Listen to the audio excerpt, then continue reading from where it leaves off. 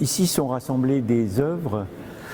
où les artistes jouent avec le spectateur, avec la personne qui regarde les tableaux. C'est quelque chose qui arrive souvent dans l'art, dans toutes sortes de périodes différentes et dans différentes cultures. Les artistes font des images ambiguës, c'est-à-dire des représentations d'objets où en fait il y a deux interprétations possibles de l'objet représenté. Ici, il y a un tableau de Savoldo avec des rochers derrière cette tentation de Saint-Antoine. Et en fait, si on regarde bien, la partie supérieure du rocher, en fait, ressemble terriblement à une tête d'oiseau. Et c'est la raison pour laquelle il y a ce pélican au-dessus qui donne la clé à cette énigme dans ce rocher. En fait, j'ai voulu à chaque fois expliquer des œuvres avec d'autres éléments visuels. Au lieu de donner une longue explication par des textes, j'essaye au contraire de montrer qu'un objet peut donner la clé à un élément d'un tableau, comme ici dans ce tableau du Polyphème de Poussin, où il y a dans la partie supérieure à gauche, d'ailleurs peut-être une espèce de profil dans les rochers, mais de toute façon un arbre qui a vraiment la forme d'une tête de cerf avec ses bois. Et j'ai mis donc à côté ce riton grec qui donne la clé pour comprendre et désigner en fait cette tête de cerf qui arrive d'une manière complètement incongrue dans ce tableau et qu'on ne verrait peut-être pas parce que évidemment au premier regard on se concentre sur les figures du tableau et non pas sur des détails de ce genre-là. Une des particularités du musée Pouchkine, c'est de conserver cette grande collection de plâtres qui sont des copies de toute la sculpture gréco-romaine. Et ces plâtres sont soit blancs, parce qu'ils sont censés reproduire des marbres blancs, soit ils sont foncés, une couleur très sombre qui tire vers le noir, parce qu'ils sont censés reproduire des bronzes. Or, tout ça est une falsification totale, parce que toutes ces sculptures, bronze et marbre, étaient autrefois peints. On sait ça depuis la fin du XVIIIe et le début du XIXe siècle, et malgré tout, toute la sculpture occidentale à partir de la Renaissance, où on a trouvé, grâce à des fouilles, ces marbres et ces bronzes antiques, toute la sculpture occidentale est restée attachée à l'idée que la sculpture gréco-romaine était blanche ou de la couleur du bronze. Ce n'est que depuis quelques années qu'on essaye de reconstituer en fait la polychromie de ces sculptures, bien sûr sur des copies, et ce qui nous a permis avec ce fronton d'Égine de montrer par projection exactement comment étaient peintes ces trois figures. C'est-à-dire qu'il n'y a là aucune fantaisie, c'est grâce à des recherches extrêmement précises et à des moyens techniques que nous possédons aujourd'hui depuis quelques décennies, qu'on a pu déterminer exactement quels étaient les pigments qui ont été utilisés, donc on sait exactement quelle couleur il y avait, et par toutes sortes de photographies en lumière rasante, on a pu également déterminer exactement quels étaient les motifs et les figures sur les vêtements ou sur le bouclier de ce personnage. Et donc c'est une découverte qui nous transforme complètement notre vision de la sculpture antique et dont il faudra tenir compte dans l'avenir.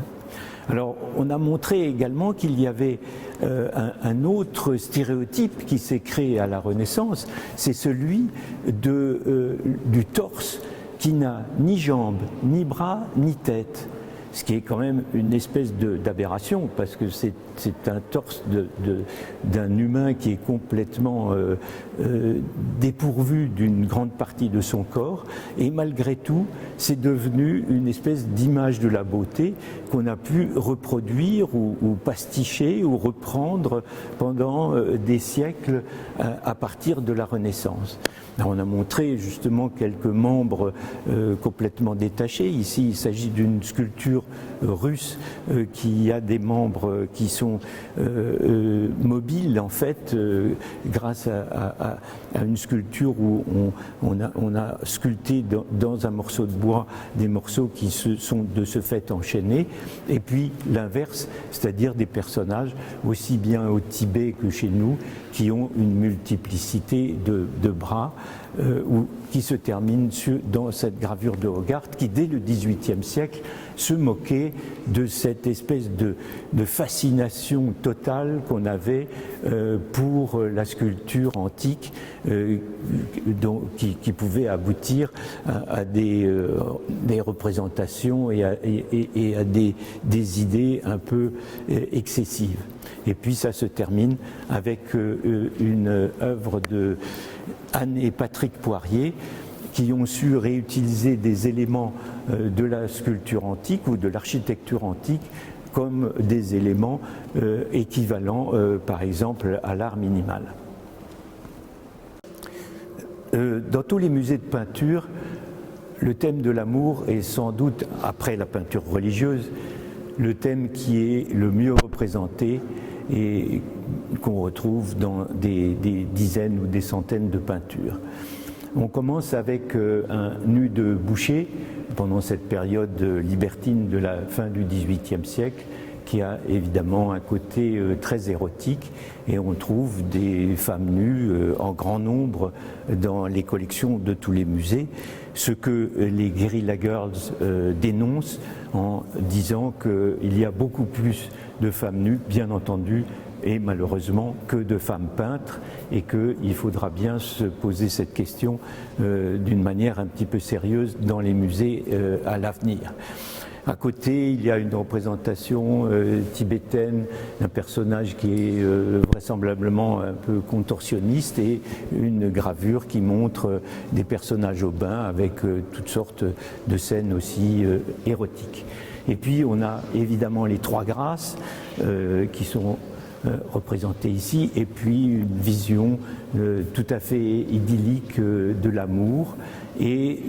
on passe aux approches entre l'homme et la femme. On pourrait parler de flirt. D'abord la missive, la lettre d'amour qui est remise par la servante à la femme, et puis les rencontres entre l'homme et la femme qui se rapprochent de plus en plus, et les attouchements qui vont aboutir ensuite au baiser. Ces approches amoureuses aboutissent au baiser, qui peut être représenté de manière placide, mais ici c'est plutôt un baiser complètement passionné que nous montre Boucher, et qui va aboutir bien sûr à un accouplement, mais on en a une représentation soit chez Bailly ou chez Picasso, mais qui peut aussi, comme chez Picasso, devenir un baiser qui est tout à fait agressif et qui est très violent. Et puis on passe à une série de représentations plutôt symboliques de l'amour et en fait des couples qui se rapprochent ou qui s'aiment et qui vont se retrouver comme ces bergers et ces bergères dans un paysage complètement idyllique, avec quelques suggestions plutôt érotiques, et ça se termine par une femme qui est dans l'arbre lui-même, et cette femme d'Odilon Redon qui devient en quelque sorte un arbre, parce que c'est toujours une image de la fertilité avec toutes ses branches et sa renaissance à chaque printemps. Les approches amoureuses se terminent par un mariage qui est représenté ici par Dagnan Bouvray, et dans tout mariage, bien entendu, les deux mariés se disent oui définitivement pour se jurer fidélité jusqu'à la fin de leur vie. Et on voit ici une représentation de l'homme un peu fatigué après une nuit d'amour, vraisemblablement avec la servante qui remet les draps en place. Qu'il y ait mariage, comme c'est la coutume dans la société occidentale ou pas, on retrouve des couples dans toutes sortes de civilisations et dans des périodes également très différentes. Ils sont représentés ici, l'Égypte, l'Afrique avec ce couple Dogon et ce couple tibétain qui est en train de s'accoupler, et également un couple allemand de Hörle des années 20. Et on passe à la relation entre l'homme et la femme avec quelques représentations de domination de l'homme, comme ici ce Christ devant lequel les femmes se prosternent de Nicolas Colombel, et ici plutôt des représentations de la domination de la femme, comme elle figure dans des histoires, par exemple dans la mythologie gréco-romaine, et cette histoire de Aristote et Phyllis, n'est-ce pas, avec la jeune femme Phyllis qui était en train de séduire l'adolescent dont Aristote était le précepteur, et qui prouve qu'elle peut séduire n'importe qui puisqu'elle arrive à se mettre à cheval sur lui, le philosophe qui se retrouve à quatre pattes. Et on a des représentations de l'Ancien Testament avec Lot et ses filles, donc ce vieillard qui est séduit en fait par ses filles elles-mêmes, ou Joseph et Putiphar, cette femme Putiphar essayant de retenir de toute force Joseph qu'elle veut mettre dans son lit, et ici il essaye de s'échapper aussi vite qu'il peut en courant. Et puis on a le stade suivant qui est assez violent, c'est celui de ce qu'on appelle pudiquement dans l'histoire de l'art un enlèvement, qui est en fait c'est le prémisse d'un viol, et on a toutes sortes de représentations de relations extrêmement violentes entre l'homme et la femme qui se terminent par une espèce de scène orgiaque de la fin du XIXe siècle. Et le prédateur en haut, cet oiseau rapace qui en attrape un autre, est évidemment en relation avec la gravure de Goya.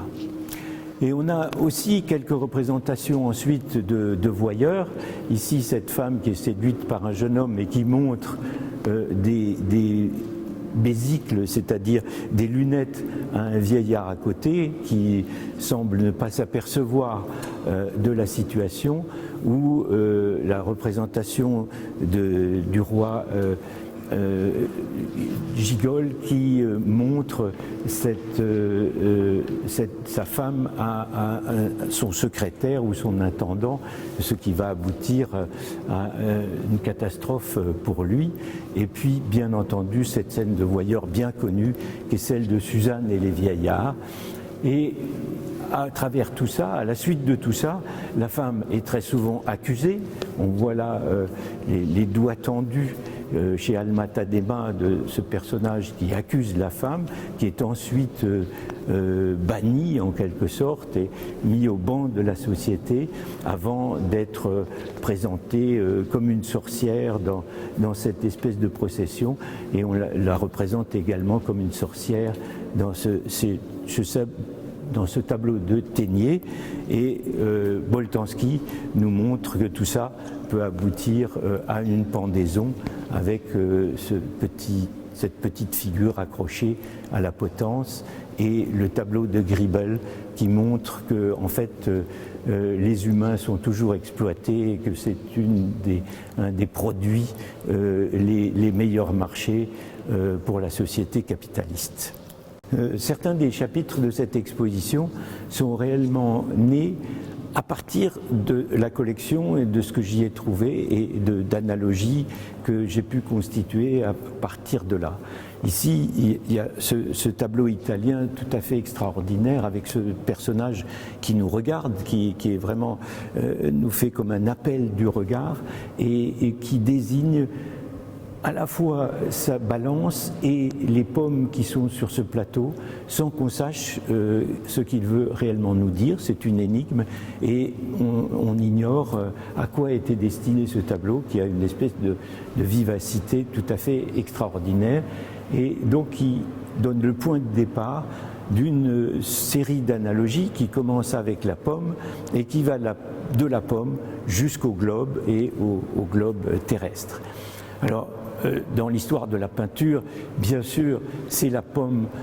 d'Adam et d'Ève qui joue un rôle tout à fait essentiel. Et on a donc ce merveilleux tableau de Cranach avec Adam et Ève au paradis. Ici, un tableau français du XVIIIe qui montre toujours le rôle que joue la pomme dans la séduction. Et cet aristocrate est en train d'acheter une pomme tout en vraisemblablement faisant la cour à cette vendeuse pendant que son amant dort à ses pieds.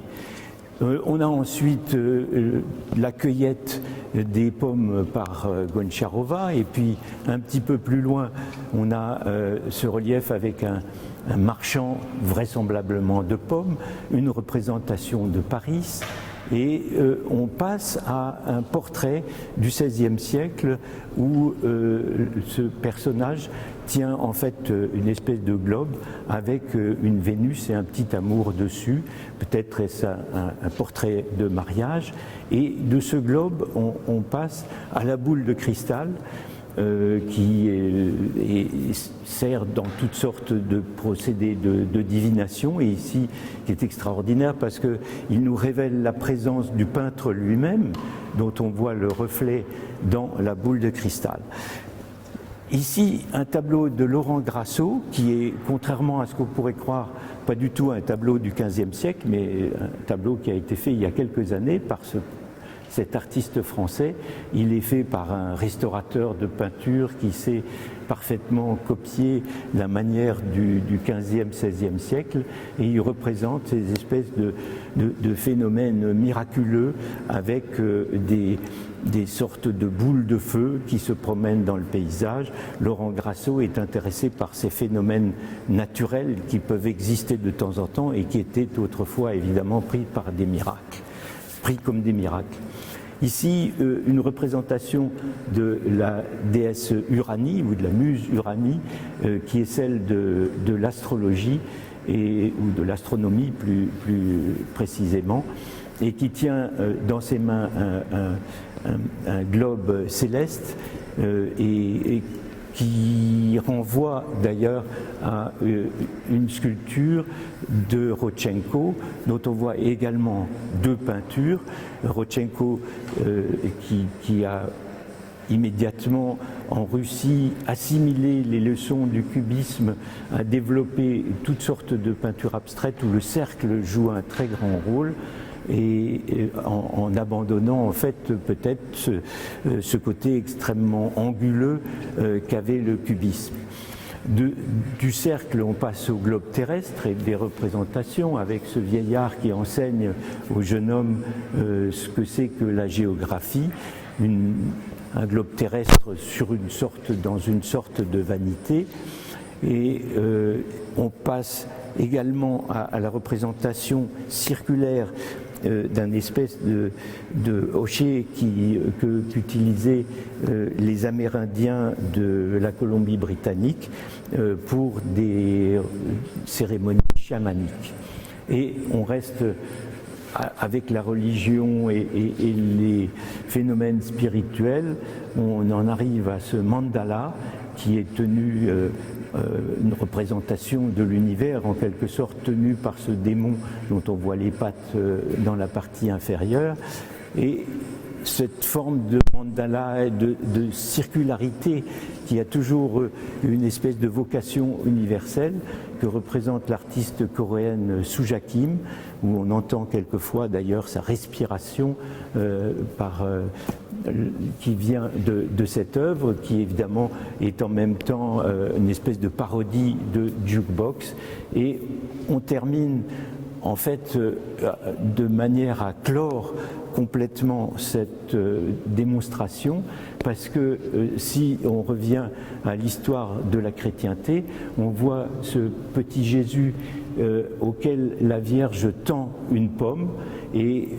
quand il est un petit peu plus âgé, il devient un Salvator Mundi, et à ce moment-là, la pomme est redevenue un globe. Dans cette salle, il y a une séquence d'œuvres qui s'appelle « Du miroir au double ». Alors, on débute avec quelques miroirs dans une vitrine, des miroirs égyptiens, un miroir grec et également des miroirs chinois qui sont en fait toujours des surfaces de métal poli dans lesquelles on pouvait voir son reflet. Et puis, on a des représentations en peinture à partir de la Renaissance qui montrent des femmes à leur toilette qui sont devant les miroirs en train de se parer ou de se maquiller. Et on aboutit sur ce tableau de Strozzi qui est tout à fait extraordinaire, montrant une femme déjà âgée qui se regarde dans le miroir et qui espère toujours encore avoir la beauté de sa jeunesse, et dont deux jeunes femmes se moquent derrière elle. Et il voisine avec un tableau de Ligozzi qui est une vanité terrible qui montre un crâne tout à fait effrayant avec toutes sortes d'objets autour qui montrent le luxe que les humains le luxe dont les humains peuvent s'entourer, et qui évidemment n'est rien face à la mort. On a ensuite un personnage masculin qui est en train de s'habiller, dont on voit le profil dans son miroir. C'est plutôt rare parce qu'en général on montre plutôt des femmes à la toilette. On passe ensuite à un couple qui se regarde dans un miroir, et en dessous il y a un certain nombre d'objets qui sont à la fois occidentaux et africains. Il y a deux reliquaires avec des grands orifices sur la poitrine qui permettaient de voir la relique à l'intérieur de ces bustes. Et à côté, un kisi du Congo, africain, qui est un objet magique et qui porte sur sa poitrine un énorme miroir qui est très analogue à ces vitres qu'il y avait sur les reliquaires occidentaux, parce que la poitrine, évidemment, c'est le lieu où se trouve le cœur, et donc l'élément vital pour tout être humain. C'est la raison pour laquelle il y a une sculpture à côté où deux petits amours ailés se battent pour essayer d'attraper ce cœur. Il y a ensuite des représentations de miroirs dans des intérieurs de Vuillard, et où cette représentation d'un personnage qui est chez le coiffeur et qui est devant deux miroirs, et donc il y a une espèce de mise en abîme avec des reflets qui se répercutent quasiment à l'infini. Ensuite, il y a une autre sorte de reflet qui intéresse toujours aussi les peintres, ce sont les montagnes par exemple qui se reflètent dans un lac, comme chez Kent ou chez d'autres peintres français par exemple, jusqu'à Monet, où alors là le reflet n'est plus vraiment identique comme dans celui des peintres des périodes précédentes, mais où au contraire on voit le reflet des maisons tout à fait transformé par les ondes et les vagues de l'eau selon les processus propres à l'impressionnisme, et en divisant tout à fait les couleurs qui représentent donc ce village. Et puis on passe à un dessin extrêmement curieux qui est un personnage en train de se dessiner lui-même, et c'est un double en fait décalqué par pression d'une sanguine, mais c'est assez curieux de voir ce peintre qui en fait se peint lui-même et dont on voit donc la représentation inversée en miroir. Et on a une série de gémellités, de doubles avec cette espèce de veau monstrueux qui est comme un veau siamois qui a deux têtes et deux queues et dont les deux éléments n'ont pas été séparés à la naissance, et puis des représentations soit de deux adolescents ou de deux petits jumeaux du Nigeria qu'on appelle des Ibeji, qu'on trouve très souvent chez les Yoruba. Et puis tout ça termine avec les deux personnages mélancoliques devant la mer de Caspar David Friedrich et d'Hilbert and George, les deux célèbres artistes anglais qui toujours travaillent ensemble et qui là sont en train de boire du gin et nous disent combien le gin leur procure une ivresse constante. L'art occidental comporte beaucoup de portraits, notamment des représentations de personnages qui sont quelquefois très proches de l'illusion. On a regroupé ici un certain nombre de ces portraits, tous à la même hauteur des yeux, c'est-à-dire que quand on pénètre dans la salle, on a l'impression d'être assailli par ces regards de personnages. Et aujourd'hui, on se pose des questions qui sont un peu d'un autre ordre que la manière dont on voyait simplement ces portraits autrefois. C'est-à-dire qu'on se demande quelquefois si on n'est pas regardé par le tableau lui-même. Est-ce que les tableaux sont vraiment uniquement des choses complètement inanimées, ou est-ce qu'au contraire, elles ont peut-être aussi une espèce de valeur spirituelle, et que derrière toutes ces représentations, il y a en fait des êtres humains qui nous regardent, et c'est donc le regardeur qui est lui-même regardé par les personnages qu'il voit là. On a mis au centre ici un masque Tlingit qui est absolument extraordinaire, avec des vrais cheveux qui ont été noués sur le masque et qui a lui-même un regard bleu d'une intensité tout à fait extraordinaire. Et puis il y a une œuvre d'un artiste français, Alain Fléchère, qui montre en fait une jeune femme qui est projetée, dont le portrait est projeté sur un ventilateur, pour reprendre un peu l'idée du film qui nous montre des images à 24 images par seconde, et là on en a une espèce de métaphore avec cette projection sur un ventilateur qui est agrémentée d'ailleurs d'une affiche de cinéma de Rodchenko qui vient donner la clé de cette œuvre. Cette gravure d'après Carache est une plaisanterie avec ce personnage qui se fait épouiller par un singe, et la petite légende en dessous dit « We are three », c'est-à-dire nous sommes trois, et elle donne bien la clé de cette question de savoir qui regarde et qui est regardé, puisque en disant nous sommes trois, il implique évidemment que le regardeur de cette gravure est impliqué dans la scène, et donc il y a une relation étroite entre la personne qui regarde et ceux qui sont regardés. On a l'habitude de montrer dans les musées les œuvres selon la date à laquelle ils ont été exécutés. C'est-à-dire qu'on a en général un ordre chronologique pour montrer les œuvres. Or, avec l'art contemporain et les artistes d'aujourd'hui,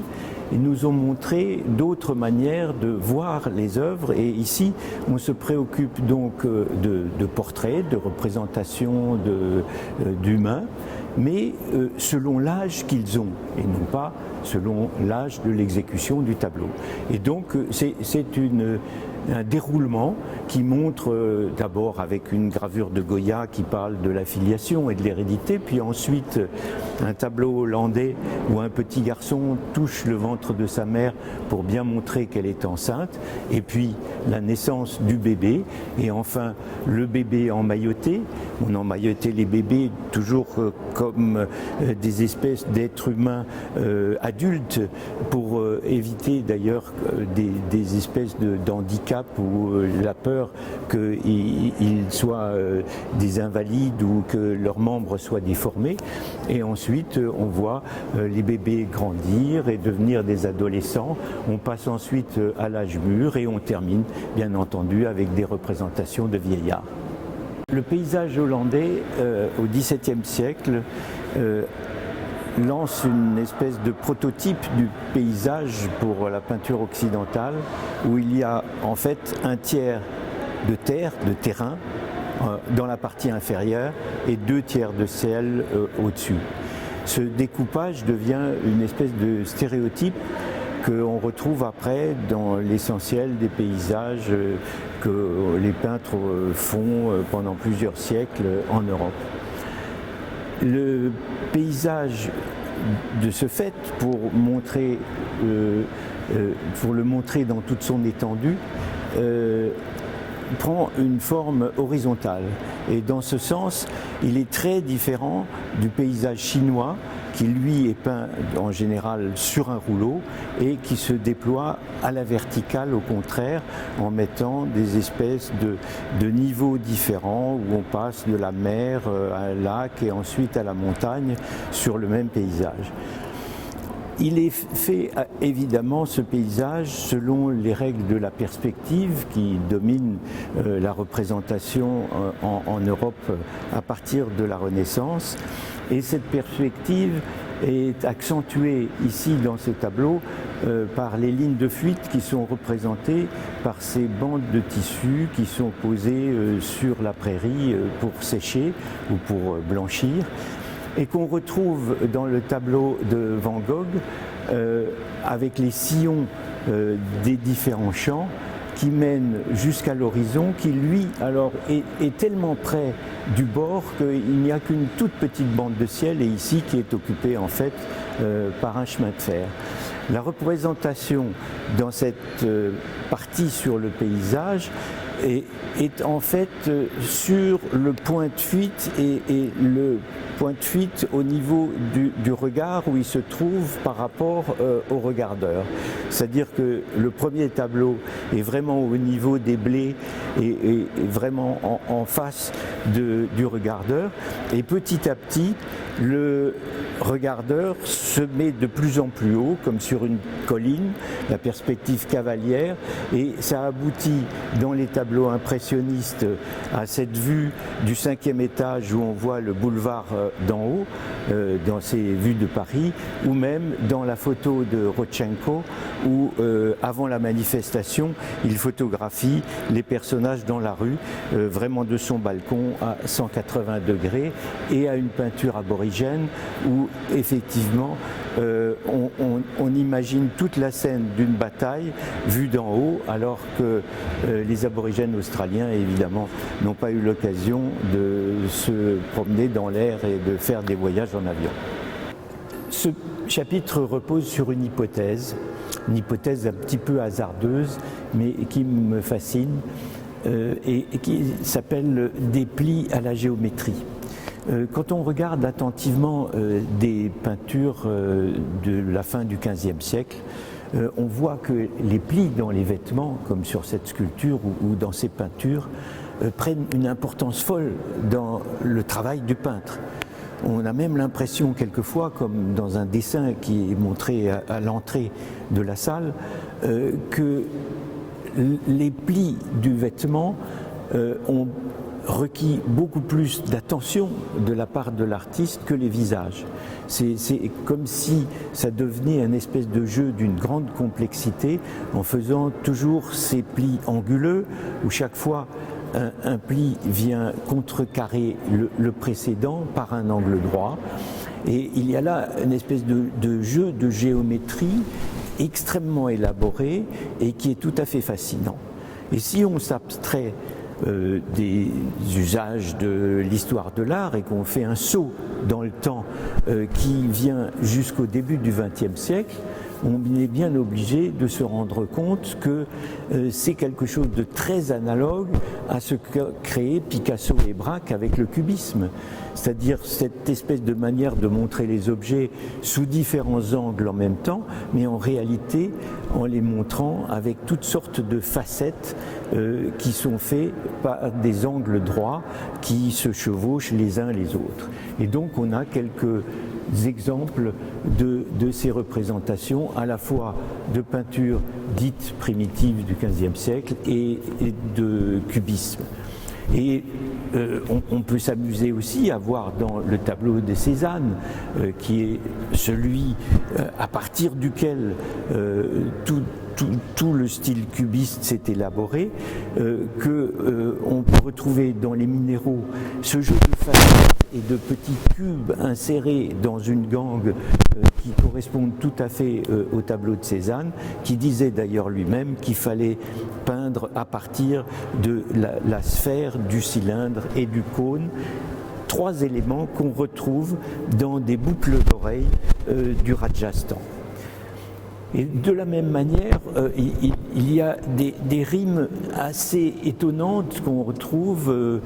entre les peintures de Braque et de Picasso à un moment donné où ils peignent des bâtiments et donc il y a juste une série de pans avec des lumières et des ombres, et on retrouve ça de la même manière dans des icônes où les rochers deviennent quelque chose de complètement abstrait, qui n'est plus du tout illusionniste, et où on retrouve un espèce de signe qui correspond tout à fait à ce que font les cubistes un peu plus tard. Cette géométrie, on la retrouve toujours et à toutes les époques, et on peut la retrouver dans les peintures ou les dessins de Luca Cambiaso, qui souvent mettait des cubes à la place des têtes de ces personnages, et dans les arts non occidentaux, comme dans les œuvres des Tlingit, on retrouve une géométrisation des visages, des formes qui est tout à fait courante. Alors on a mis quelques représentations ici de momies, ou ce Lazare dans une icône, avec cette espèce de quadrature, de système de grillage en quelque sorte, qui rime très bien soit avec l'art islamique, et dont Morellet donne une espèce de démonstration en mettant ces grillages superposés sur une surface, qui est la démonstration de ces systèmes de lignes croisées qui aboutissent évidemment en choisissant ensuite des surfaces particulières qui aboutissent à ce décor typiquement arabe qu'on trouve dans des portes islamiques. De la même manière, il y a aussi bien dans la gravure japonaise que dans la peinture du XVe siècle, tout d'un coup des espèces de grands motifs qu'on pourrait qualifier d'héraldiques qui apparaissent sur les vêtements et qu'on peut comparer à ce mandala dont on pourrait dire dans ce qu'on appelle en Occident ou en français la quadrature du cercle, qui donne une espèce de vision universelle parce que clos sur elle-même du carré aussi bien que du cercle, et on retrouve plusieurs représentations de la croix qui est insérée elle-même dans un cercle, ou dans cette sculpture de Rodchenko où il essaye de faire une croix mais qui est refaite à partir de petits segments de bois de même dimension, et la croix se clôt sur elle-même. Cette croix qui est si importante dans notre civilisation parce qu'elle représente la verticale et l'horizontale qui se coupent, et c'est comme si c'était un espèce de schéma de pensée qui nous habite tous, et que Wim Delvoye arrive à transformer en la faisant tournoyer sur elle-même selon un schéma qui serait celui de l'ADN. et qui, à ce moment-là, transforme complètement tout ce système de verticalité et d'horizontalité qui est si important pour notre manière de penser et d'agir, et qui se retrouve là complètement perturbé par le fait qu'il devient circulaire et qu'il est torsadé et se replie de cette manière sur lui-même. Et puis on termine avec une croix de Rodchenko, et puis cette représentation dans un film de la période des années 30, un film russe, qui fait référence à la gravure bien connue de Georges Grosz, où le Christ porte un masque à gaz, et ce masque à gaz, on le retrouve multiplié par Armand dans une de ses œuvres qui est tout à fait terrifiante et qui montre tous ces masques les uns sur les autres. Cette salle est introduite par une double page d'une revue française des années 20 qui parle des deux écoles et qui montre deux Saintes Vierges, la Sainte Vierge d'Ingres qui se trouve au musée Pouchkine, et sur la page suivante la Sainte Vierge de Picabia qui n'est en fait qu'une tache d'encre sur une feuille de papier. C'est évidemment une espèce de provocation dadaïste à l'époque, mais c'est aussi le début d'une forme d'art qu'on a appelée plus tard le tachisme. Et il y a à côté une peinture de Victor Hugo qui est en fait vraisemblablement une tache qu'il a faite en renversant un encrier sur une table, et puis il a découpé les planches et il en a fait un tableau parce qu'il a dessiné dans plusieurs endroits le profil d'une ville ou d'un château. Et il y a à côté une représentation japonaise qui montre plusieurs peintres qui ont trempé leur pinceau dans la peinture noire et qui s'éclaboussent les uns les autres avec de la peinture, une espèce de démonstration d'expressionnisme complètement débridé qui existe donc déjà à la fin du XIXe siècle. Tout ça a donné lieu ensuite, à partir des années 50-60, à tout un mouvement qu'on a pu appeler le tachisme ou l'expressionnisme abstrait, etc., et dont on a un très bon représentant qui est le peintre français Georges Mathieu. Il y a eu également toutes ces formes qu'on a appelées le dripping, qui consistait à laisser couler de la peinture sur une toile au sol, et surtout le peintre japonais Shiraga, qui lui va encore plus loin dans la violence en quelque sorte, en mettant des paquets de peinture sur une toile posée au sol et ensuite en l'étalant avec les pieds. L'autre face donc de ces deux écoles, c'est donc plutôt la tradition classique. Et cette tradition classique commence donc avec ce merveilleux tableau d'Ingres, avec la Vierge qui regarde l'hostie, une Vierge qui a un regard à la fois séducteur et érotique, mais qu'on peut voir en même temps comme un regard empreint de piété. Et à côté, une œuvre de Comare Mélamide qui dit combien qu'il faut en réalité ne pas peindre la divinité. Et donc, j'ai mis à côté de ça cet élément d'une icône où la peinture a disparu, il ne reste plus que ce cadre en métal, et qui montre donc la divinité comme une absence, ce que les Jains en Inde montrent avec cette figure en creux dans la petite sculpture, et qui montre le départ de l'âme d'une personne après la mort. Pour montrer toutes ces représentations qui aboutissent à une espèce de non-figuration ou de refus de la représentation, il y a Geisbrecht du XVIIe siècle qui est un trompe-l'œil qui montre en réalité le revers du tableau, c'est-à-dire que le tableau ne peut que renvoyer à lui-même et à sa face cachée, ou à ce qu'on ne voit pas d'habitude, qui est la partie de son revers. Et tout toute cette réflexion sur la peinture et cette espèce de néant ou de vide duquel on essaye de s'approcher, eh bien, il existe avec le carré noir de Malevich les fameux 3 tableaux en 3 couleurs de Rodchenko et ensuite en France Yves Klein qui fait ces fameux monochromes bleus qui renvoient à l'infini du ciel. Et Yves Klein en profite d'ailleurs pour se distinguer de Malevich en disant que Malevich est un peintre de nature morte parce qu'il met en fait son carré noir sur un fond blanc alors que lui peint la totalité de la surface de sa toile avec une seule peinture comme le faisait Rodchenko.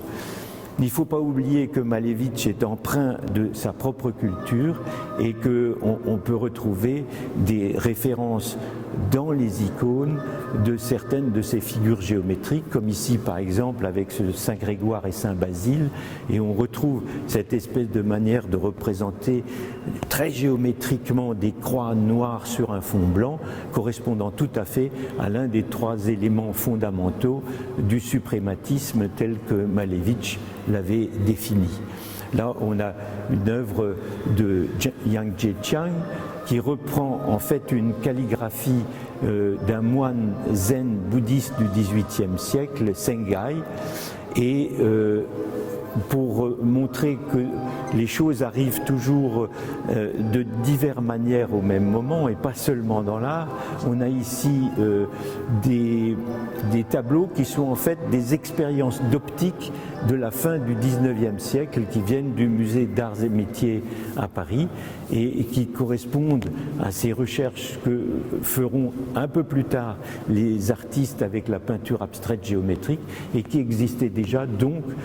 en tant qu'expérience scientifique quelques décennies auparavant. Et on a un phénomène extrêmement intéressant avec ces 2 tableaux qui sont de la même année, 1912, qui ont été faits à des milliers de kilomètres l'un de l'autre. Il s'agit d'un tableau de Suzanne Duchamp, la sœur de Marcel Duchamp, qui était peintre, mais qui évidemment était au courant des idées les plus innovatrices au début du XIXe siècle, de toutes ces idées qui étaient discutées par les artistes à la suite du cubisme. Et elle fait un tableau qu'en réalité on peut tourner dans les 4 sens. C'est-à-dire qu'on pourrait dire, et c'est un jeu de mots en français, que le carré noir n'a pas de sens, puisqu'on peut le tourner dans les 4 directions. Et ici, ce tableau, et vous le voyez avec les chiens ou le personnage qui s'accroupit, qu'en fait on peut le tourner dans les 4 directions. Et c'est exactement la même chose qu'on trouve dans le tableau de Bourliouk, qui a fait un certain nombre d'œuvres selon le même principe, et que vous voyez que les chevaux sont représentés dans des sens différents. On peut retourner ce cosaque et ses chevaux dans les 4 sens et il a chaque fois une validité. Et ici, un très intéressant film du début du siècle d'Émile Cole qui parle justement d'un collectionneur qui vient chez l'artiste et chacune des peintures qu'il lui propose est une peinture monochrome, mais qui a un titre et avec une représentation qui correspond à un livre qu'avait fait auparavant Alphonse Allais, qui était un livre représentant uniquement des surfaces de couleurs unies, mais chaque fois avec un titre très complexe et très humoristique. Tout ça pour montrer que l'idée de la peinture monochrome était déjà complètement en l'air dès la fin du XIXe siècle. Cette salle est consacrée aux 5 sens. Les 5 sens que j'ai voulu montrer avec des peintures anciennes qui représentent donc le sens, mais aussi avec des œuvres actuelles qui permettent de l'expérimenter, ce sens. Et donc on commence avec le sens qui est le plus évident dans un musée parce que c'est celui dont on se sert le plus, c'est-à-dire la vue, avec ce tableau du XVIe siècle qui montre un personnage complètement fasciné, en quelque sorte paralysé par la vue d'une femme nue, mais aussi avec des animaux qui ont des yeux extrêmement perçants, comme cette chouette, et un papillon qui, sur ses ailes, a deux yeux, en quelque sorte, dont on dit que c'est fait d'ailleurs pour éloigner les prédateurs, et une œuvre de Stefan Dien qui, par projection de ces différentes couleurs sur les surfaces colorées, donne toutes sortes de couleurs sur le mur, et donc on expérimente la couleur évidemment par le regard. Ensuite, on a l'odorat, qui est représenté par ce tableau du XVIIIe siècle avec la jeune femme qui sent le parfum de la fleur, et avec un objet qui est un encensoir qui était servi dans les églises pour la messe, pour faire se diffuser le parfum de l'encens qu'on faisait brûler dans cet objet. Il y a ensuite le goût, qui est représenté ici par ces femmes et ces jeunes gens qui sont en train de goûter des fruits, et par cette œuvre qui permet de prendre une petite capsule dans laquelle se trouve un bonbon qu'on peut manger et une petite phrase qui parle de l'art, une citation qui parle de la question de l'art d'une manière très générale. Enfin, on a le louis qui est représenté par ce petit pêcheur de carpeaux qui met un coquillage contre son oreille pour entendre le bruit de la mer, et par des musiciens, et surtout par ce joli petit tableau de Guerchin où un personnage est complètement effrayé par le son de cette trompette, et il essaye de se reculer tellement la trompette est forte. Et enfin, on termine avec le toucher, et on a une représentation de saint Thomas qui ne croit pas, qui ne veut pas croire que le Christ a été blessé sur la croix par un coup de lance, et pour lui prouver que effectivement il a été blessé, le Christ lui dit de mettre les doigts dans sa plaie, ce qu'on voit ici. Et dans la vitrine, on a ici, on a cette œuvre de Marcel Duchamp qui s'appelle Prière de toucher. Cette reproduction en relief d'un saint était donc quelque chose qu'on n'a pas le droit de faire normalement dans un musée. On demandait au personnage de le toucher. Évidemment, on a mis l'original sous vitrine parce qu'on ne peut pas le laisser toucher par les visiteurs, mais par contre, on en a mis une copie, et cette copie, il est bien indiqué ici que c'est prière de toucher, et donc on peut toucher le saint. Et on a fait la même chose avec ce fameux ready-made de Marcel Duchamp, bien connu, qui est la roue de bicyclette, qui d'habitude se trouve dans une vitrine, bien entendu protégée quand c'est un original. Ici, c'est une reconstitution, c'est une copie, et tout le monde peut la toucher pour voir la roue tourner,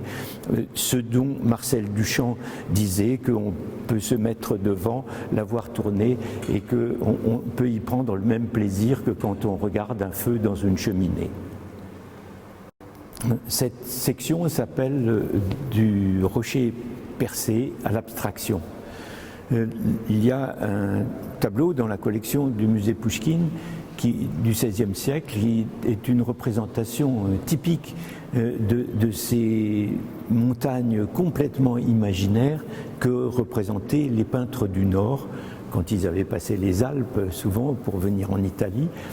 Et souvent, ces représentations montrent des percements, des trouées dans le rocher qui sont complètement imaginaires. On en trouve quand même très rarement dans la nature, et qui semblaient les fasciner. Et ça a été une espèce de modèle, de stéréotype qui a été répété très souvent. Et on retrouve souvent des cavernes, des grottes, etc. avec ces percées. Mais en Occident, ça reste toujours de l'ordre de la représentation en peinture. Alors qu'en Chine, on avait un art qui avait été élaboré déjà dès le 8e siècle et qui consistait à prendre des morceaux de rocher, des pierres qui comportaient toutes sortes d'ouvertures ou de percements et dont on appréciait beaucoup ce jeu entre les pleins et les vides. Et d'ailleurs, André Malraux avait appelé ces pierres-là des ready-made naturels. C'est devenu un art indépendant en tant que tel, une espèce d'art bien sûr qui se relie à la nature, mais qui en même temps était un art abstrait et dont on n'a pas assez pris la mesure chez nous en Occident, et on n'a pas encore relevé tout à fait l'importance de ce phénomène qui a été quelque chose qui s'est perpétué même jusqu'à aujourd'hui en Chine, mais également en Corée, et qui est une espèce de préfiguration de ce que nous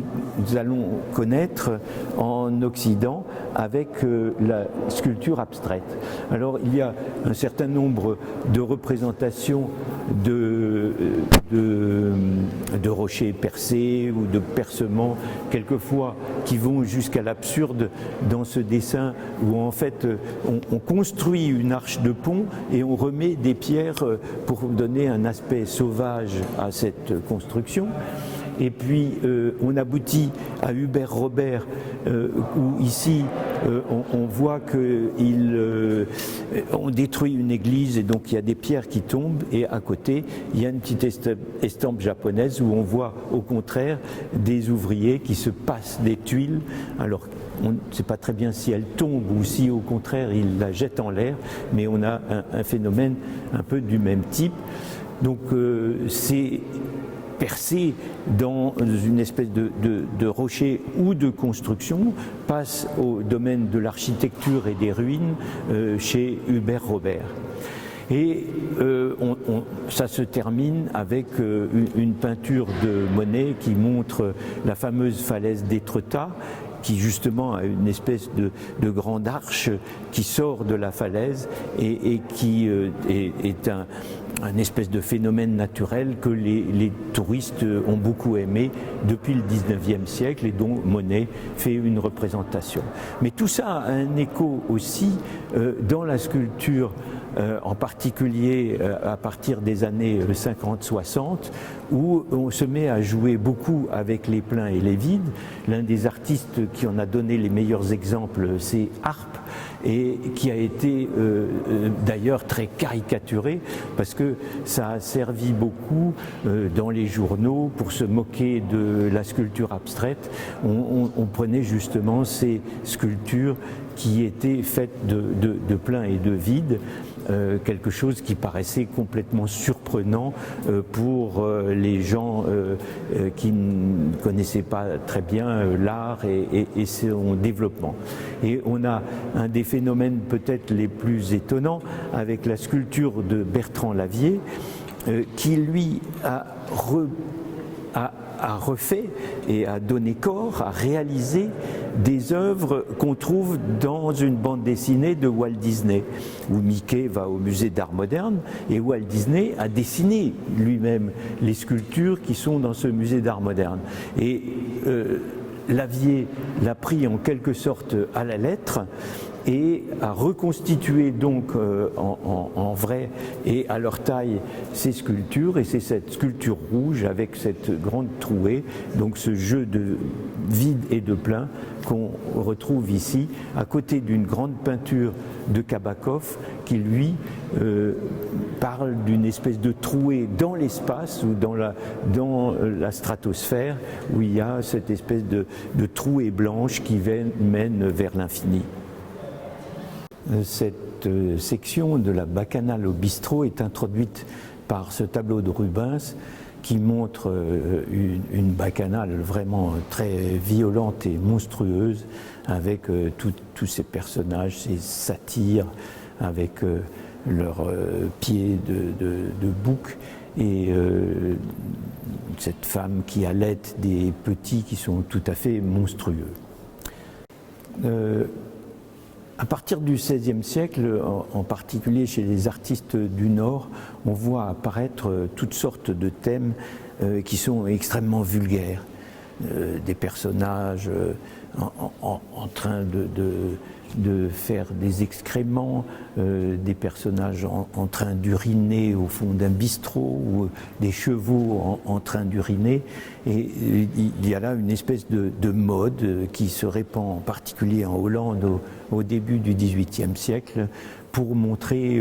les humains ou les animaux justement dans toute leur phase de vie et quelquefois dans ce que justement la bienséance veut cacher ou veut mettre de côté, et montre au contraire que l'homme aussi doit faire ses besoins, et quelqu'un qui n'est pas uniquement une tête penseuse et un philosophe, mais est soumis à ce que le corps lui impose. Ce thème de la bacchanale vient de l'Antiquité, et en particulier de la culture gréco-romaine, et donc on le trouve sur des vases grecs dès le 6e, 5e siècle avant Jésus-Christ, et on retrouve toutes sortes de représentations, également de statuettes qui représentent Bacchus, qui est le dieu qui préside à ces orgies, à ces séances de grande ivresse qu'étaient les bacchanales. Tout ça est repris à partir de la Renaissance, et l'intérêt qu'on porte à la mythologie gréco-romaine et ces figurations de débordement des passions se font justement à travers ces images de l'Antiquité, mais qui permettent aussi aux peintres justement de représenter des choses assez vulgaires et des scènes érotiques qui sinon auraient été très difficiles à représenter si elles avaient dû être faites par rapport à une actualité. Et alors on a des représentations de ces Hermès qui font l'objet d'un culte dans les différentes bacchanales, et qu'on peut comparer au lingam, qui est un symbole de fertilité en Asie. Et puis des bacchanales, petit à petit, quand même, vers le fin du XVIIIe, XIXe siècle, on commence à représenter, alors là vraiment, des personnages de l'époque en train de boire ou de se livrer à toutes sortes de débordements dans des tavernes, et qu'on appelle un petit peu plus tard des bistrots, et on en retrouve toutes sortes de représentations, y compris Picasso qui peint un peu la mélancolie et la tristesse de personnages en train de boire et devant son grand pot de bière. Et tout ça débouche sur des représentations à l'intérieur des caves où on perce le tonneau, et les bouteilles de champagne qui sont aux frais de Larionov. Ce portrait de Sabartès par Picasso est repris au sein d'une petite installation qui a été conçue par l'artiste Bratso Dmitrievitch. Et cet artiste fait des œuvres qu'il appelle des triptychos post-historicus, pour relativiser en quelque sorte l'existence de l'art et le remettre dans un contexte plus large. Et à chaque fois, donc, il met à côté d'une œuvre d'art, ici ce Picasso, un élément de la culture quotidienne ou d'un objet d'usage. Ici, c'est un manteau qui rime évidemment un petit peu avec la couleur bleue de la peinture, et un élément de la nature qui est ici ce citron jaune.